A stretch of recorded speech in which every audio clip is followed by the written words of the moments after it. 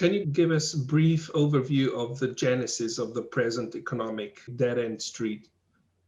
Yeah, well, I mean, if you actually want to date the day it began, it was the middle of the Bretton Woods Agreement when the American delegation overruled Keynes and said that we couldn't have an international currency invented for international trade, which Keynes called the Bancor. We had to use the United States dollar.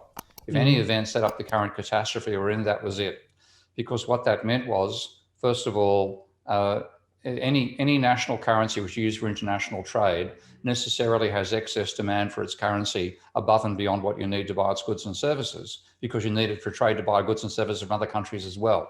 That puts an upward pressure on the exchange rate of the international currency country, and ends up destroying their manufacturing sector because the manufacturing sector can't compete. Okay.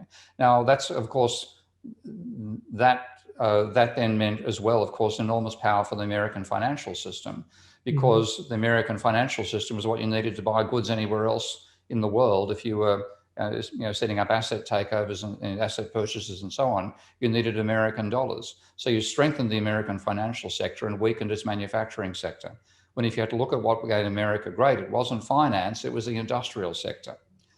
So, and if you look at what happened in the 1920s, this is a repeat of the disaster of the 1920s when the finance sector took over. But at least in the aftermath to the Great Depression and the Second World War, the industrial sector was back in charge at the beginning of the 1950s and 60s, and those were the golden ages of capitalism.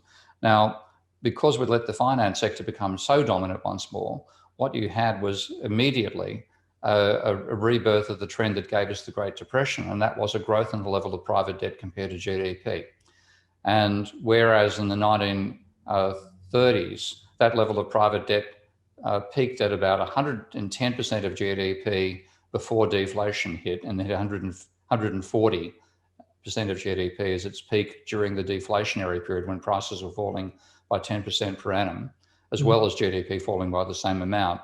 The private debt level in America hit 170% of GDP.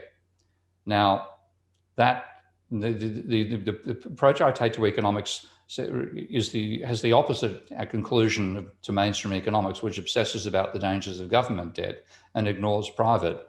My approach says private debt is what matters, government is relatively unimportant, and in fact it can be used to attenuate the damage done by private debt. So we've got ourselves in a precursor to a debt deflation.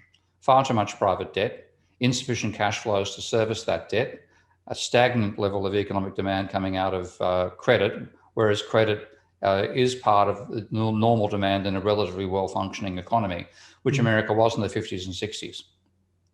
So that was the genesis, letting the private financial sector take over. And if we actually managed to suppress that, we'd still have a capitalism dominated by the industrial sector, and that's capitalism's real strength. So by letting the finance sector take over, we've really let the rentiers run capitalism. And if you look at Marx and you look at Ricardo and you look at all the great classical economists, including Smith, the thing they were most worried about was rentiers taking over. We'll ever let them. So that was the genesis of the crisis we've been in.